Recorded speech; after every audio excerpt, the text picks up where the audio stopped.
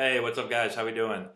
So I've gotten a lot of requests to do left-handed pickoff moves to first base. We did a video on right-handed pickoff moves a while ago.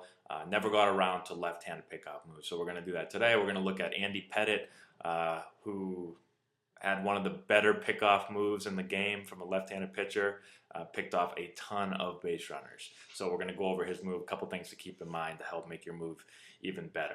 I think the first thing to really think about when when talking about pickoff moves for left-handers is you're going to basically pick guys off two ways. One way is if a left-hander, especially a left-hander with a good move, base runners are going to steal first move if they can't get a good read off you. So if they're going to steal, they're going to go first move. So it's important as a pitcher to keep that in mind and understand base running counts when guys are going to probably steal depending on the count, the hitter that's at the plate, the game situation. Maybe you can get a read off him by looking at him. You notice something different. You think he's going to steal. Well, then you can lift up and pick over. He's going to steal first move. Once you see him, you pick over. And you can pick off a runner that way. That's probably the easiest way to do it.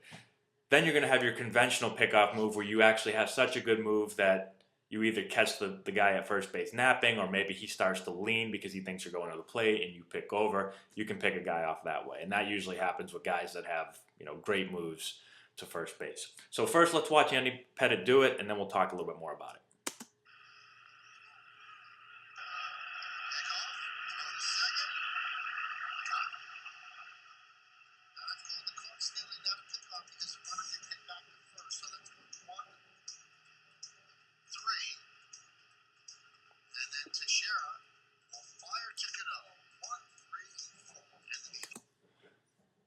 Okay, so right there, Pettitte picked off David Wright. Wright was moving, was stealing first move. You can see, boom, right when he comes up, he steals. And that's typically what you'll see if you face a pitcher or if you are a pitcher with a great pickoff move. Teams are going to have to go first move on you just because they don't have a key, they don't have a read on you and on your move. So they're just going to take a chance and hope that you throw to the plate and you can pick them off this way. So let's talk about a couple things first when it comes to pickoff moves. Picking off runners is great, and it's obviously a huge weapon in Andy Pettitte's game and in a lot of left-handed pitchers' games. But picking off the runner isn't the only way to slow down, limit, or stop altogether the opposing team's running game. If we do a good job mixing up our times to the plate, changing our pickoff moves, and then having a good pickoff move, we can put an end to their run game without picking anyone off. Because if you do a good enough job in those areas, the other team isn't even going to attempt to steal bases off you. A lot of times in my career, if I face a left-handed pitcher that's got a great move, that does a great job of varying his time, and I'm uncomfortable over there, I'm not going to try to steal off him. The only way I'm going to try to steal is if I go first move, if I think that for some reason he's not paying attention to me, and I'm just going to take a guess and go first move. But other than that, I'm going to shut it down. So it's really important not just to pick runners off, but to look at slowing down the run game in multiple different ways. So we'll go over those step by step. So the first way you can do it is to vary your times, both picking off runners at first and throwing to the plate. So what happens a lot is a pitcher will get into a groove, a certain timing that he's going to deliver or pick over, and base runners can pick up on this, and it gives them that extra split second to get a good jump to second base. So what it looks like is a pitcher typically will come set, 1-1001, pitch, come set, 1-1001, pitch, come set, 1-1001, pitch. A base runner or the opposing team's manager or base coach picks up on this, and now all of a sudden it's a lot easier to steal. So it's really important to mix up your times to the plate or picking off. Sometimes you should come set, pick, come set, pitch, come set, hold, pitch, come set, hold, pick. So varying your times, both picking off and delivering the ball to the plate, will help shut down the run game without even having to attempt a pickoff or without even having to have a great pickoff move to first base. So that's the first biggest thing. The second thing is varying your actual pickoff moves. So a lot of times pitchers with good pickoff moves, if they're younger, want to always go to that elite pickoff move. But what you'll see with veteran pitchers that have really good pickoff moves is that sometimes they're going to give you their best pickoff move, but what a lot of times they'll do is they'll kind of lull the base runner to sleep. They'll give their C move. They'll give their C move again. Then when it comes time to it and they think they've got you, they'll give you their A move and they'll pick you off. Because as a base runner, you see, an average to below average move. You see it again, and you say, okay, I've got this guy. That's not a really impressive pickoff move. I think I've got him.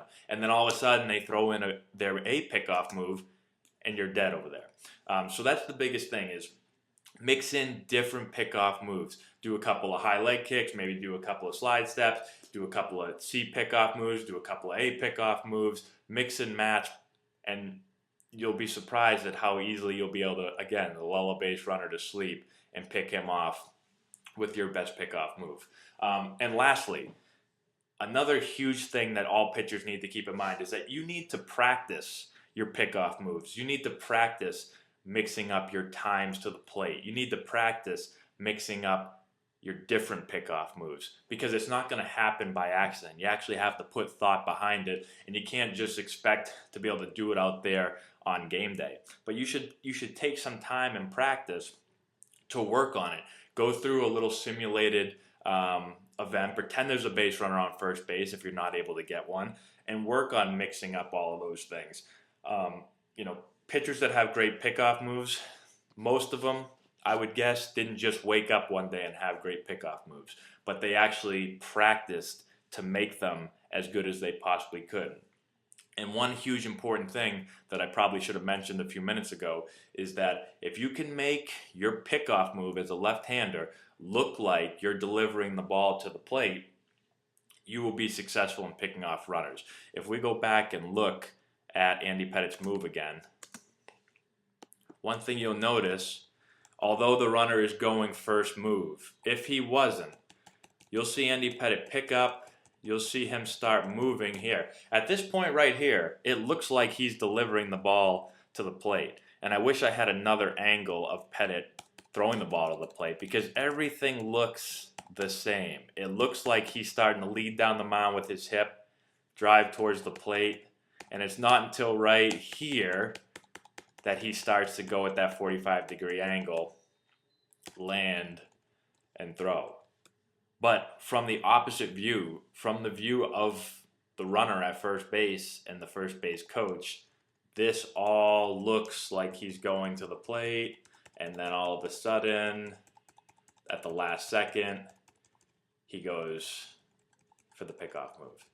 So practice making your pickoff move look just like you're delivering the ball to the plate. Have someone put a video camera on you and study it. Record your 5 or 6 throws to the plate. Then record some pickoff moves. Put the videos up side by side and see what looks different. Maybe it's your body position. Maybe it's the actual action of your front lead leg. Maybe you're not getting yourself going a little bit towards the plate and instead you're just coming right to first base. Maybe you're trying to rush things too quick and you're not letting it develop. All those things, you'll be able to pick out what things you need to change, what things you need to make look more like your regular pickoff move, your regular delivery to the plate. So if you work on all those things, you'll really be able to limit the opposing team's run game, and if you're lucky, the cherry on top, get a couple of pickoff moves that'll really get you out of some tough jams. So let me know if you have any questions. Share the video, like it, subscribe to the channel, comment in the section below, all that good stuff, and we will talk to you later.